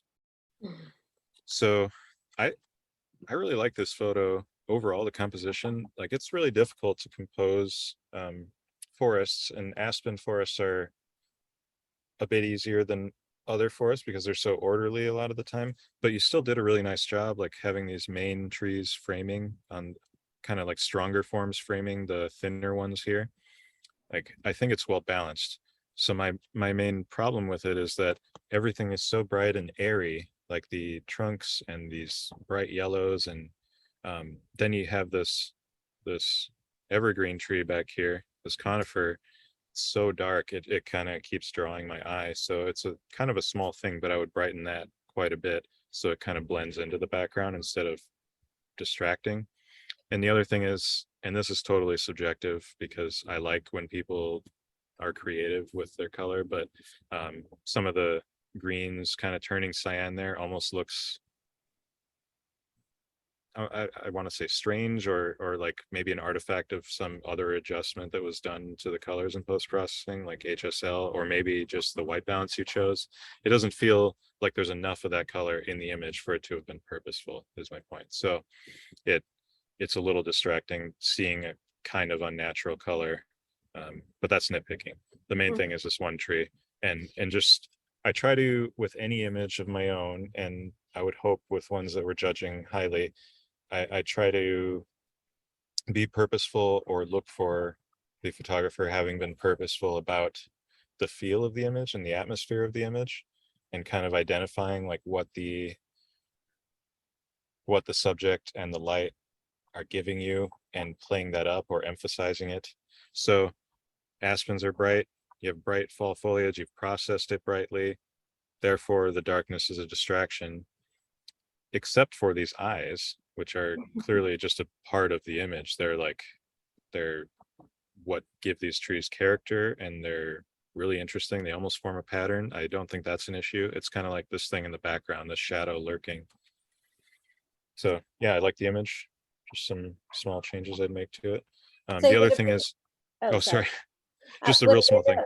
It would have been okay to lighten up the tree in the back, like the evergreen. Oh, like with the rules, I think Yeah. so. I would hope so. That's the sort of thing that I spend all my time doing in my photos, is like, oh, this thing needs to be lightened, this thing needs to be darkened. Like I have 100 small adjustments like that.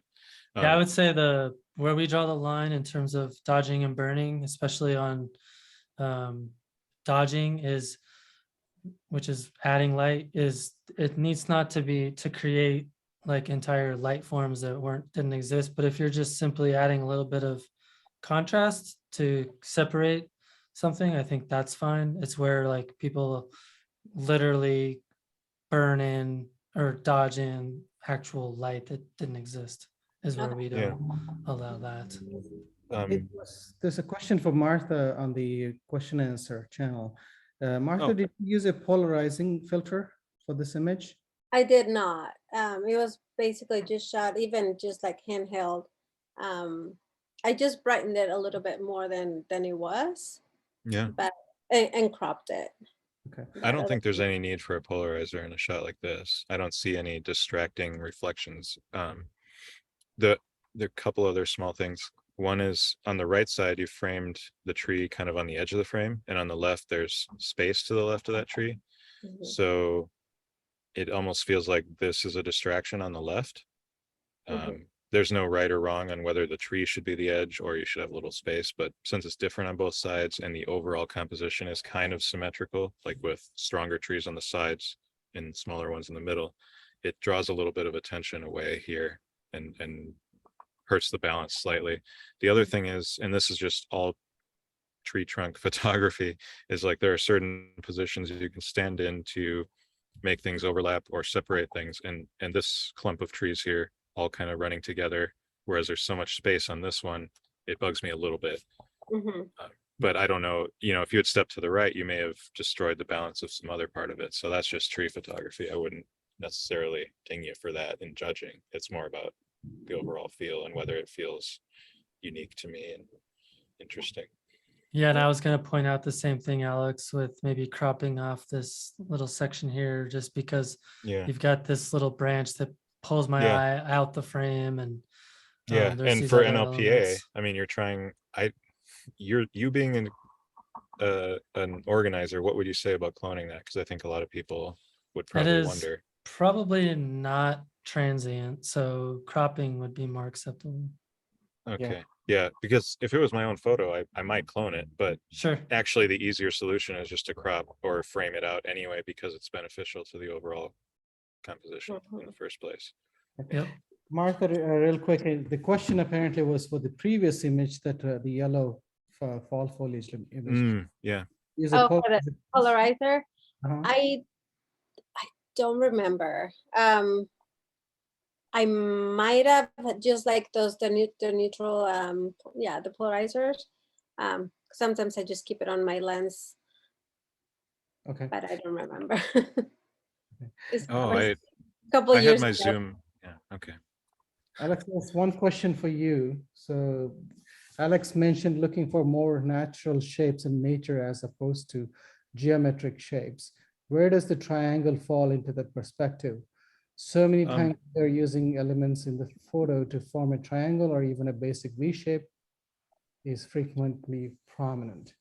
Oh, well, okay. So first of all, that's only personal preference. Second of all, it's not that I'm opposed to geometric shapes, because if you look through my portfolio, you'll find some photos that are essentially geometry, like really strong straight lines, like rock formations. But where it becomes an issue for me is when the entire image is kind of organic and flowing shapes, and then you have like one or two distractingly rigid shapes kind of breaking the flow, like within the same frame. That's my issue. I have no issue with whether you're taking photos of rectangles or not. In fact, this tree trunk photo is all straight lines pretty much and rectangles. So, I mean, that it occurs in nature. It's just if you're trying to convey a very organic flowing feel, and then there's something rectangular, especially in the edge of the frame where it's accentuated, then it can just break the flow, the visual flow of the image.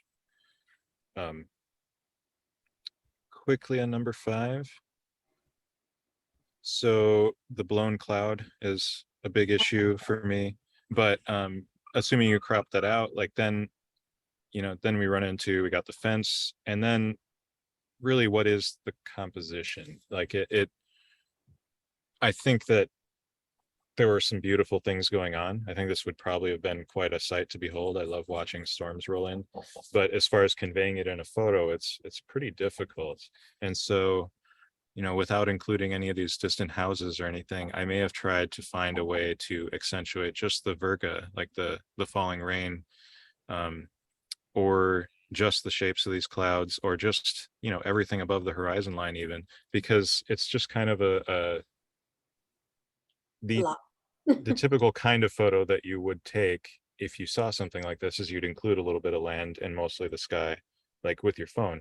But you have the ability with your longer focal lengths and your expertise as a photographer and all the time that you presumably have to spend on taking a photo to do more than just what would have been kind of the standard shot. So that would be my thought on that in the context of a competition, is that, like, was that much creativity involved? Were you like putting in a lot of effort to compose something that is like less obvious, we'll say?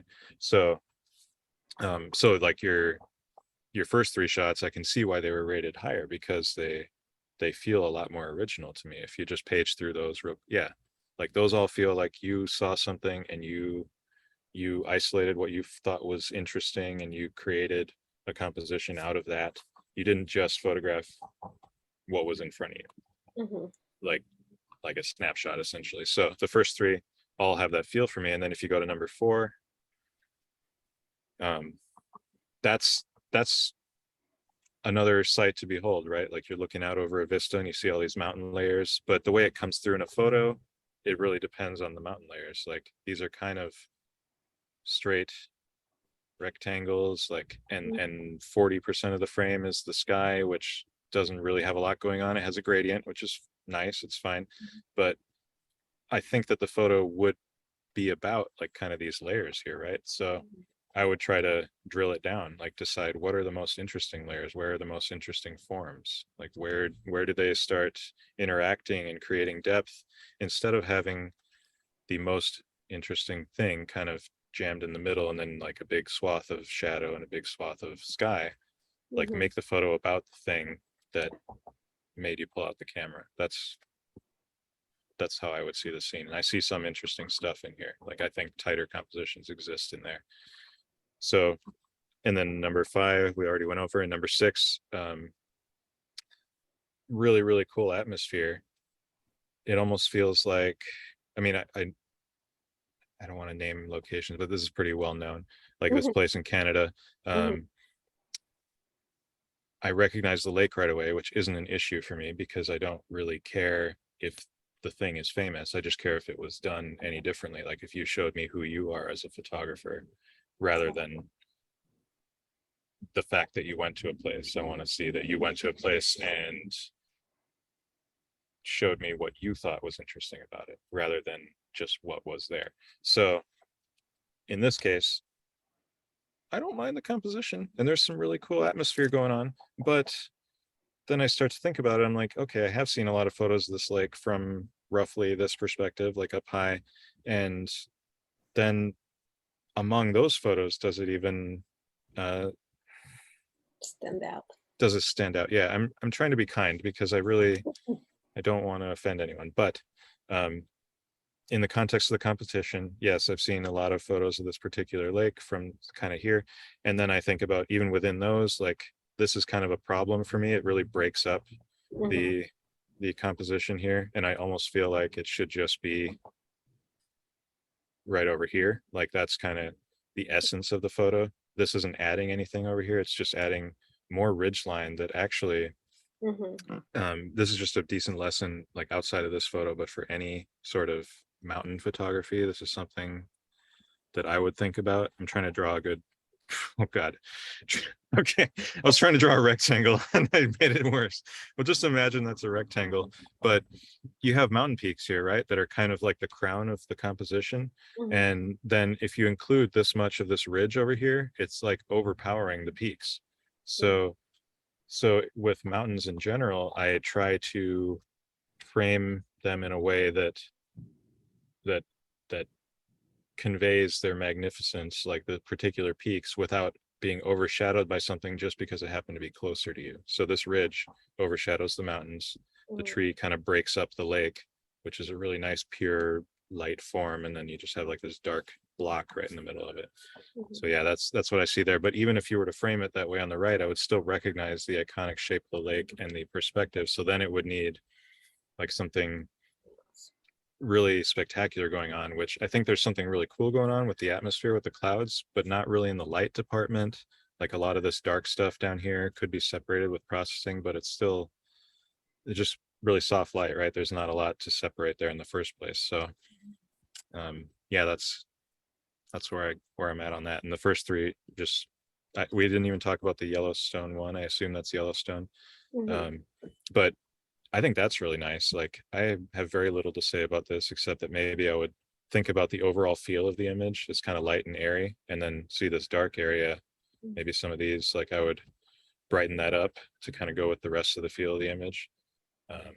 And then this is doing a little bit of that. This is really nitpicking, but it's kind of doing that tangent thing that I was talking about, like a Mhm. straight line running right along the straight line of the edge of the frame. You could process it in a way that like dodge and burn here so that this is less of a harsh transition and just kind of brighten some of this stuff. And then I really wouldn't have any issue with it. Except that, no, I was going to say, because I've seen a lot of Yellowstone photos, it doesn't really, like it doesn't Stand out. scream at me like something that I haven't seen, but it's also really nice. And like that shouldn't be a disqualification just because I've seen something sort of like it before. It's certainly not like you went up to some iconic spot and shot the exact same photo that everyone else did. So I like that about it, that you saw something interesting and you like kind of balanced everything out in the frame, and it just needs a few adjustments. Wow. Yeah. Awesome. Do you Thank have you so any much. other questions for Alex before we move on?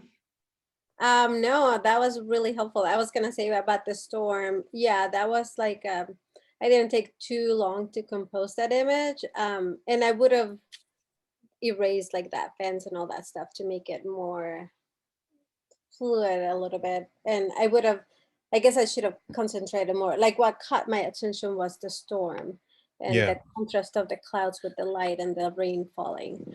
Yeah, But yeah, I think it would be possible, potentially, and excuse my trackpad rectangle drawing skills here, but I think it would be possible to come up with a composition that emphasized those things that you enjoyed about it, and then to handle it in processing in a way that maybe separated some of these nice stormy forms up here, so mhm, they feel less like a blob and maybe like stand out a little from the sky, stand out from each other a little bit. mhm. Because I think that this kind of mushroom cloudy type thing going on up here is pretty nice, but it just happens to be up there, and then there's all this other stuff pulling my attention elsewhere, especially to the bright and warm area of the rain. So Mhm. yeah, it's kind of that same advice that I give to a lot of people, and just really spend, if you have the time, and I would hope that you do with landscape photography. I know that we're all kind of, maybe some people trying to squeeze it in when you have work going on, you're on your way somewhere, but like it really benefits your photography to go a little slower and think about it as you go. Intuition's good, but then once you feel that intuition, try to identify what exactly it is. Don't overanalyze, but at least figure out like, okay, this is what the photo's about, so let's make it more about that. Mhm. Thank you. All right. Well, thanks for welcome. being brave, Martha. Yes, thank you to all three of you for That was super being helpful. willing to put this online. Yeah. All right. I'm gonna Are move you we down. are we doing And- any others, or are we? So I think now it'd be good for maybe us to answer some questions and questions from the audience about just general questions they might have, either about the competition or about improving their images for next year, which, as a reminder, we open in less than 2 weeks on June 1st, and we close entries on August 31st. And if you should already be signed up for the email since you got this email, but that's the best way to get notified of the early bird. We sent out our first round of emails a few days ago. So I'll kick us off. We do have an open question in the Q&A from Alan. And his question is, has there ever been a situation where the judges strongly disagreed with each other on the rating of an image, and how was it resolved? And I remember quite a few instances of that actually in the final Yeah. judging, where a couple judges really liked the photo and a couple of judges really hated the photo, and it was resolved by letting the judges take the time to discuss the merits of the image or what they don't like about it. And actually, I can remember at least one instance where a judge was kind of convinced that their initial reaction was not actually accurate. So that's why the Yeah. live judging is really important for our competition. Yeah, we, having been judge on, I don't know if it's one or two other competitions, but I have never encountered one that that was this engaging, like that had everyone doing the live judging together instead of just kind of submitting everything separately by email and then having no transparency about like what's going on, like just kind of getting notified later of the winner, and it's like, oh, okay, well, I didn't pick that, I didn't have any way to argue my point. Then on this one we had like some very lively discussions, and yeah, like I feel like me and Sandra disagreed the most actually, but since you kept us on, like you have these differing viewpoints, and maybe we can convince each other of something. Well, we certainly don't Yeah. want everyone to agree on every image. In fact, what we found to be true is that if everyone likes an image and it scores pretty good, and you just base your winning images based on a composite score alone, then really what you end up with is the photos that win are the ones that the judges dislike the least. Yeah, they were the least offensive, but they Right. weren't necessarily the most inspiring or unique. And that is kind of true of art in general, I guess. I mean, I'm not terribly educated about the whole history of art, but I think that the most disruptive, like unique, different things end up being the most impactful. Like people don't remember Picasso for doing the same thing that everyone else was doing at the time. I would imagine, you know, like Right. so like that system where you're taking things where like some people are like, whoa, this is crazy good, and other people are like, I hate that. It's like that's I don't think anyone said they hated it, but just based on the ratings, like that does help bring out some of the more interesting images. Yeah. Yep. And maybe I would say that I'm really sad that we couldn't award more of the images that were in the final running. Like I really loved a lot of them. And like the fact that Michael Fry's image won the grand landscape category, like there were other grand landscapes that I really liked there, but that's the one that all the judges could kind of agree was like, this is really great. Like he didn't, I mean, aside from maybe the subjective determination that it is or isn't a grand landscape, which you guys are addressing Yep. I next mean, this is a year good with different opportunity. categories. Yeah. This is a good opportunity to maybe talk about that, because we actually, this year we're adding, I can't remember the exact number, Rajesh, but I think we're adding 8 or 9 additional awards for categories. So like mountains, rivers and lakes, forests, you know, Those are seascapes. individual image awards. Yeah, individual Yeah. prize awards for, so we're doing that. And we've also narrowed down the main 3 categories to grand scenic, and then the other one is intimate landscapes, and then the third one is abstracts and details. So we've kind of separated those out, and we've provided a little bit more definition around the grand scenic and what that typically would include, so Yeah. that it's a little bit more, I guess, focused. So that should help with some of the things that we, you know, needed to improve upon after first year. Yeah. I mean, and another thing I'll say is like a lot of these other competitions that you have seen have been going on for how many years? And this was the first year of NLPA.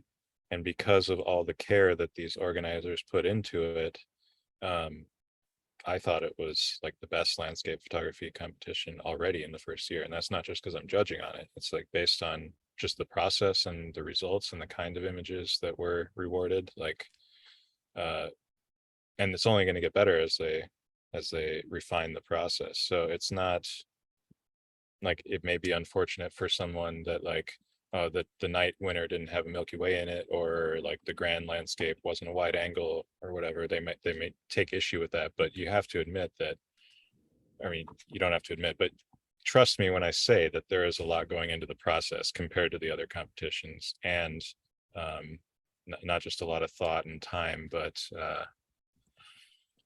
just the results. They're I think Well, they speak for themselves to a check degree. the checks in the mail, Alex. We really appreciate the You didn't ask me to do that. He didn't ask me to say anything nice about this. no, he really didn't actually. No, I just feel like I saw a little bit of pushback too, you know, because people, oh, that's not a grand landscape. That's not a night photo because it doesn't have a Milky Way in it or whatever. It's like, and I think that's kind of missing the point. It's not really about what is in this category. It's about elevating good photography instead of, and not just good photography, but interesting photography where the photographer brought something of themselves to the table. Because I see so many competitions awarding basically the same images that you see from so many other people on the internet, like kind of the meta conglomerate view of like what X image from Iceland should look like. Like you got to have your river delta aerials, you got to have this and that. Like I don't think that's how we should go about it. I really prefer this approach. And even if the results are a little controversial, it's just really cool that you guys put together something so different and that serves good photography. Yeah. No, thank you. We have another question from Jude. It says, hey guys, I was curious, will there be a separate category for panos, or would panos just be included as a submitted image in a category? That's the second part is accurate. There is no specific category for panoramics. Panoramics are completely allowed in all of the other categories or in a project. Maybe that's a good idea. Maybe you could do a project on just panoramas. They also had something else going on for it. So, but we do not have a separate category for panoramics. Panoramics are just like any other technique. Like Yeah. an exposure blend, for example. Another question, Brent Clark asks, would you recommend against submitting images that we submitted last year? That's a great question. So I'm going to speak just from my personal experience. I've entered a few competitions over the years, and I think it's worth entering some of them the same. If you have a different judging panel, you might have different results. I would probably not enter all the same images, but I don't think there's anything wrong with if you felt like one of the images or two of the images that you submitted did pretty well and you think they might be able to do even better with this new panel. I think that could be a good approach, actually. But what do you guys think?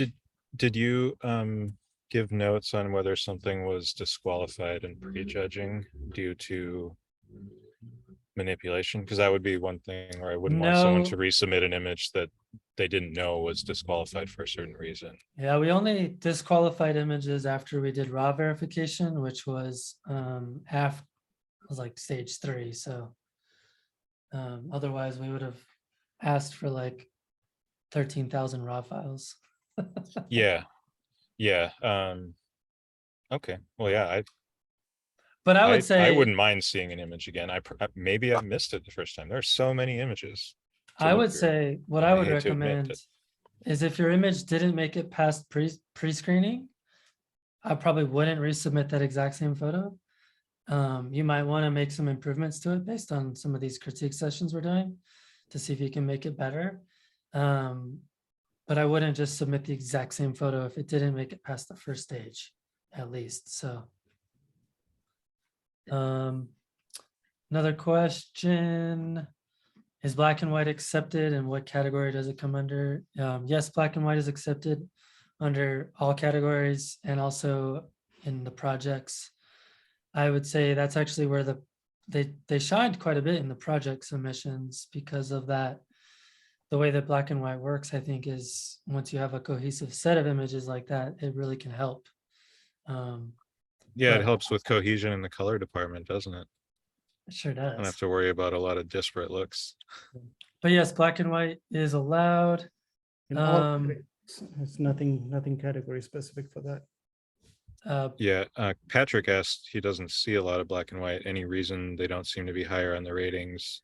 I just don't think that much was submitted comparatively, right? Like more people submitted color, I would say.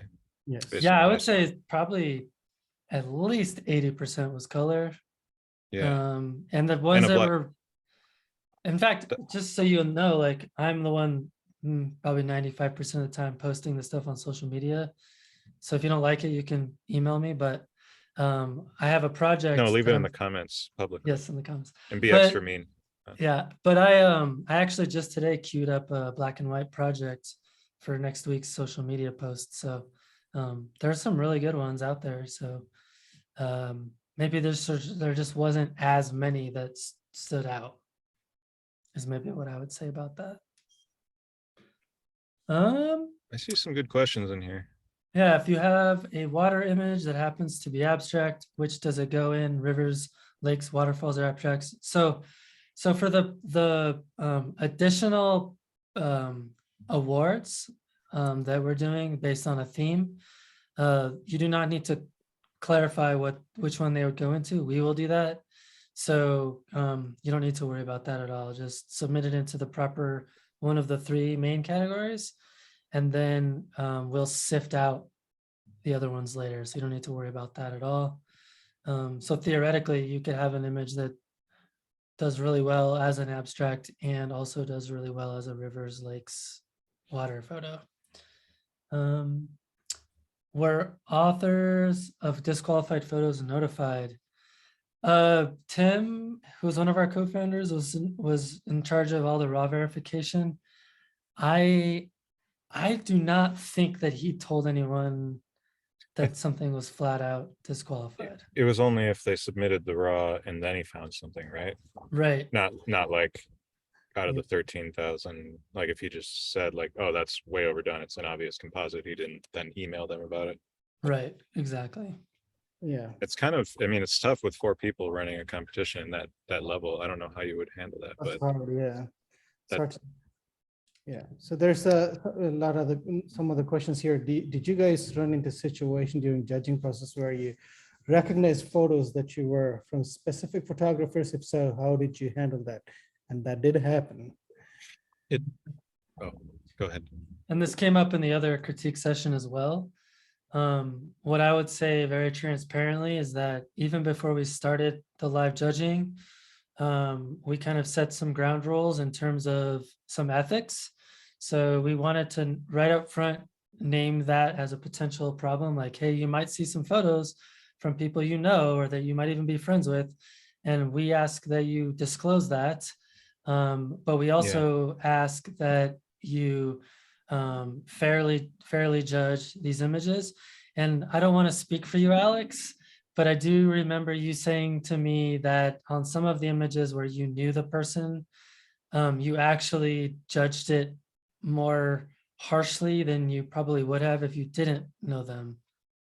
Yeah, I think not like harshly, but More critically. yeah, slightly more critically, because I wanted to try to overcome my inherent bias just in having seen the images before, because we get used to whatever we see.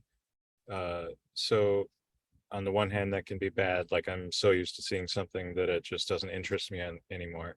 But on the other hand, like it could benefit an image in that I could feel more comfortable with it and not see its flaws because I've already accepted it in my mind as a good image. So I did try to look more carefully and be more critical. And obviously I try to be critical and careful about all the judging, but with the sheer volume of images we go through, like that wasn't always applied until the later stages. You know, I can't sit and look at 10,000 images for 20 minutes each, but yeah, that was the case. And then also I think that's another reason that it's great that you get judges from all over, because like I know a lot of American photographers' work and I don't really know every European photographer out there, and vice versa. Like Sandra, I know didn't know some of the people's work that I knew, so she was judging it totally like fairly, like objectively. She didn't know anything about some of these people, and I was like, well, that's definitely that person's image. So I mean, it's good to just have different perspectives and different pools of knowledge, we'll say, not just about what's iconic like we talked about earlier. And there's another question about that we can get to, but about like whose work is what and who's already considered to be a good photographer and therefore the photo should be good, and like all of that I think is kind of balanced out by the variety of judges and the fact that we have these discussions where we could say that sort of thing to each other, like, well, now are you just saying that's good because it's the X name that made it? Like, Right. Hopefully that answered that question. I'm trying to go through, there's a lot. So Jeannie asked in the EU critique session, a suggestion was made to do a session focused on projects. Not sure if you've discussed that further, but I would love that. We have discussed that and we are considering it. What current trends, Scott asks, what current trends did you see in the thousands of images, and how did the judges tend to feel about some of those trends? I remember more of the images that weren't conforming to the trends because we spent so much more time on the ones that made it to finalist stages. But I think it's kind of a decent microcosm of our entire community and our art form, like the kind of images that we received. And so the same trends that you see online, essentially, like I don't want to offend anyone by calling out a specific kind of image, but I mean, there are certain things that you see done over and over and over again, like at the same locations in the same exact way. And it's almost like people are going down a checklist of like, okay, I have to go do all these X photo and X photo and X photo so that they're on my website, but they look kind of similar to ones that we've seen 100 other people do almost exactly the same way. So because all the judges, I think, spend some time online and social media, or at least aware of general trends, even if they're not aware of specific photographers, I think we were able to see some of that specific trends. I guess I would say in general, I want an image to be timeless. And so I'm going to award images that don't, or rather I'm going to rate highly. I don't award anything. I'm going to rate highly images that don't rely on a specific gimmick. So like, okay, maybe we just gained the ability to focus stack very easily. Like now you can do it in camera, or at least take all the frames very easily. So now you run into a lot of images that are like 1 centimeter from the subject in the foreground, and then taken with an 11mm lens or something. Like it's just a very particular look to an image that's because of the exact technique that was used and the exact kind of gear that was used and the exact mindset of like, okay, I need to go do the same thing at all these different locations. That sort of thing isn't that interesting to me as a judge. Like it just doesn't do a lot for me in the image. Even if it's your sort of thing, I don't think it's necessarily something that should be awarded or rewarded to kind of engage in trends. So gimmicks, as opposed to like if you composed an image in a way that all the elements are just laid out cleverly and interact in a certain way, or you were very purposeful with your post-processing in like utilizing the atmosphere and light you were given to create a certain mood, like those sorts of things are a lot more interesting to me than, oh, I learned how to focus stack, so now we have to focus stack and just jam it into the image. And I'm railing on that one thing, but that's just an example. Or like now we have the ability to create like a red, like make any sky look super red and shoot that on a red landscape with red light and dodge up the red light so it's even more red, and like the whole thing is red and magenta and pink. And like I feel like that's kind of another slight trend that I see, and really I hope that people don't hang on the specific things that I'm saying, but just trying to make an image that stands out regardless of what's cool right now and regardless of what technology is now allowing you to do, and more based on just like the nature itself and your arrangement, your composition, your design of the image, and your utilization of light, and then the way that you use post-processing not to add effects but to like support what you want to do with the image, support your composition, enhance the things that were already there in nature. Like that stuff really stands out to me. This is a really long-winded answer, but I feel like this is the one thing that I hear the most about NLPA is like, well, what's iconic? What is overdone? Like where do you draw the line? Because a lot of these things, these places we have seen photographed many times before, and these ideas have been presented before. I mean, we don't live in a vacuum. We all gain inspiration from each other and those who have come before us. I mean, one thing I will say that actually did come up in the judging process was, and not to use anyone's names, but there was a particular image of and Rajesh, you're gonna love this, but there was a particular image from the, Caddo Lake, from the Texas, Louisiana swamps that did really well. It made it to final judging. And immediately I remember one of the judges said, like, we've seen this before. It's not like they're not doing anything to bring anything part of themselves to the image. It's a really great photograph, but like, how is it adding anything to what's already out there with these types of images from this location? And I think that was the main takeaway for me, is that it's not necessarily the location or the technique. It's what else are you bringing of yourself to that image to make it stand out and draw attention. So I think that's a really important distinction to make when it comes to icons or similar trends or locations or things of that nature. Yeah, and again, I just want to stress, and this is always how I've spoken about icons, but I've gotten some heat for like criticizing the No, shooting me of too. icons. It's not that I think that you shouldn't go to a popular location. You know that I shoot so much in Death Valley and Zion, which are some of the most popular national parks in the US. It's not that. It's when a photographer shows up and isn't even engaged in the creative process, then it doesn't impress me as a judge. Because, and the way I know that is if I've seen that exact composition 100 times before or 1,000 times before. It's like, okay, you showed up, like you went there. That's essentially what you're saying with the photo. If I've seen the exact same thing that many times before. But like people may say, okay, well, what about like an intimate shot done almost exactly the same way? Like, what about a water flowing that it's the same exact kind of shot, but it's different water? Well, I think that's already a step above, because you went and found that and engaged with it in order to create your own composition. And like I alluded to at the beginning, I believe that composition is the photograph. It's like the entire thing that you're doing as a photographer. Processing is really important, like being there for the right light, planning can be part of it. But really, you're composing photographs, you're arranging elements in a frame, and you're determining what's interesting out there and then showing the viewer what you thought was interesting. That's literally the entire process of photography in terms of creating unique images, creating your own images.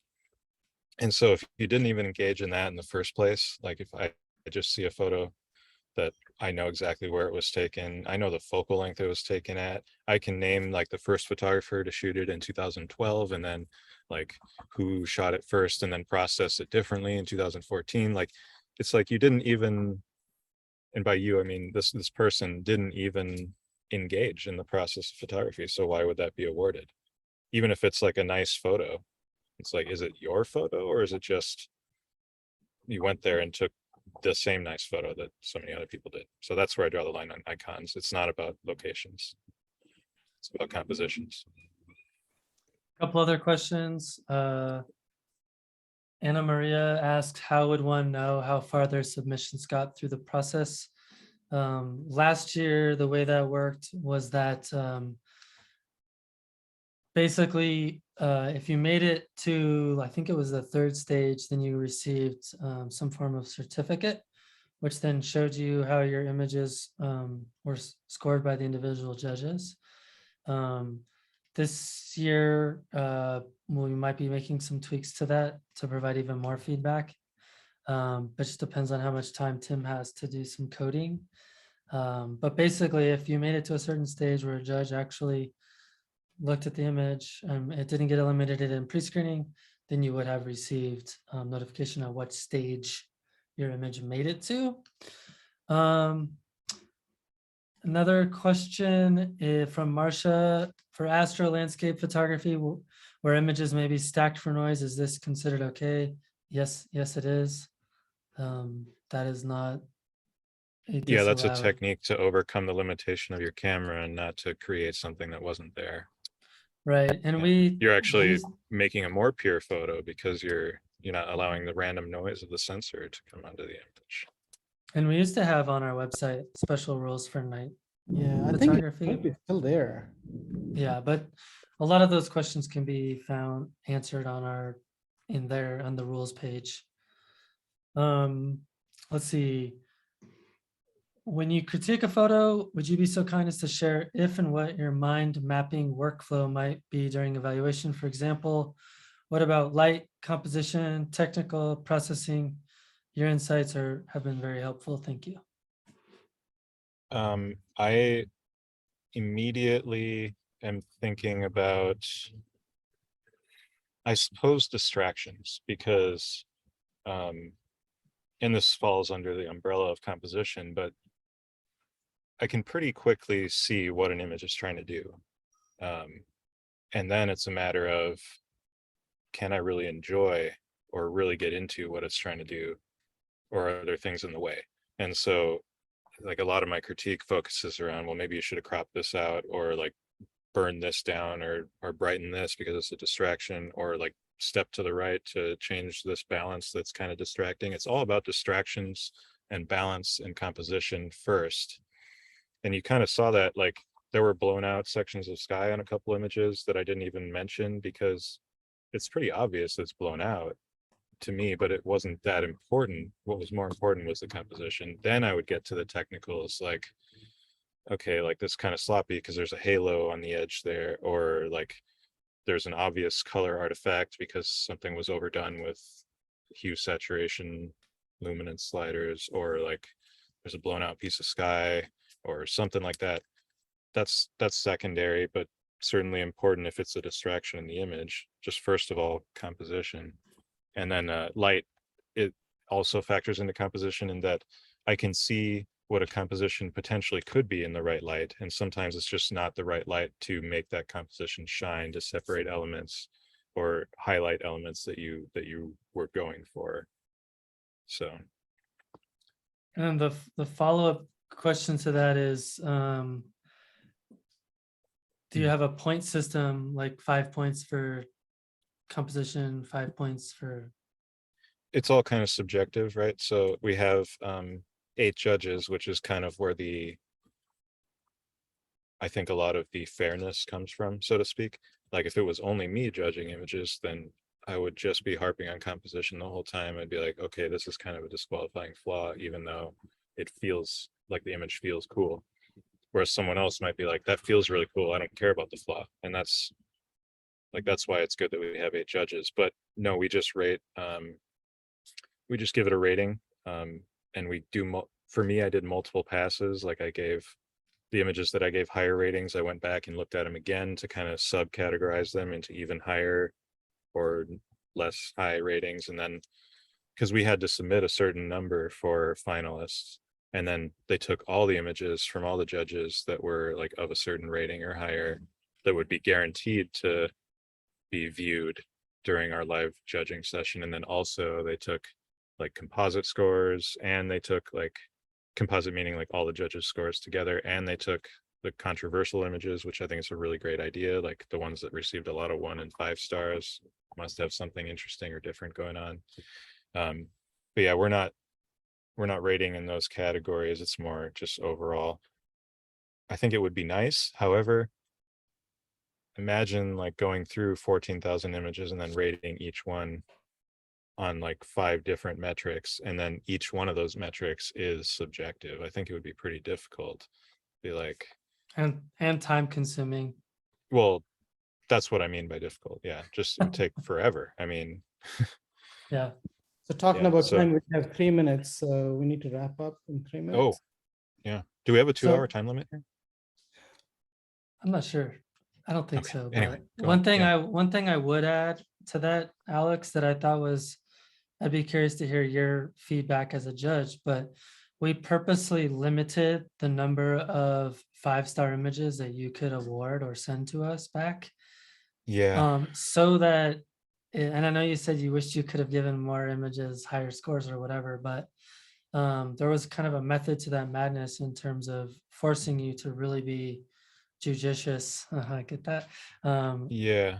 So Judicious. what did you think about that? Well, okay, so you said we could do X number of images, 5 stars or higher, which would guarantee that everyone would talk about them and see them during the session. And I Right. found it so difficult. I mean, I think curation is like my entire thing. I think that picking which of my photos is the best is the only reason one might say that I'm an okay photographer, is that I'm just really good at saying that's better than that.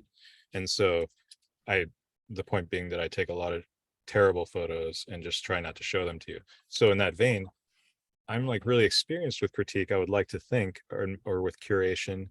And I still found it so difficult because I had so many, on a scale of 1 to 5, I had so many 4-star images. Not so many, but like I had a good amount.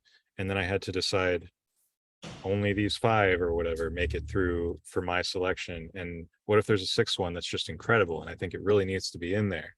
And like now I need to lose another 5-star image to get, I Right. mean, where do you draw the line? I think it'd be good to give us a little more selection. And I think that you That's took good. that into account, and we will have a Yep. few more. But there was room in the judging to, like during this discussion, to have people bring something like that up. I think that some people did have 6 instead of 5, for example. Like they were like, I thought this last one really had to be in there. And people weren't like, you can only have 5. Like we discussed it. We were willing to Yeah. see if it's just about what's feasible time-wise, like. Yeah, and one thing I will add too is that we purposely gave each judge the opportunity to quote unquote elevate or choose as a favorite for the book that we're producing and printing. So each judge could, perhaps single out an image that maybe did not do well in the finals, but that they really, really loved. And so we're excited to show you guys what some of those images are as well. And just a quick update on that. Looks like it's finally gone to print. So we'll be sending out an update on the book as soon as it hits shipping containers. And we've just been hit with a really large COVID problem over in Korea. So it's just taking longer than we expected. Well, this has been great, Alex. I really appreciate your time tonight. And I'm glad that we were able to get some people up here on stage to talk about their photographs, and looking forward to doing more of these. Yeah, I wish we could have given more time. And I would love to talk about each image for 20 minutes individually with a person, but like, it's just not feasible. The same thing as the judging of the competition. So well, hopefully it's worth mentioning that that you are available for one-on-one critique sessions and things like that. And I know that Eric Bennett is also doing some critique sessions with photographers, which I believe you had one or have one coming up. It's probably okay. So already I sold wasn't trying to out. plug it. I wasn't trying to plug anything. We did one and it sold out right away. We're doing another one July 9th. So that's going to be announced very soon. Keep an eye out on either my or Eric's social media, and you'll be able to sign up for that if you're quick.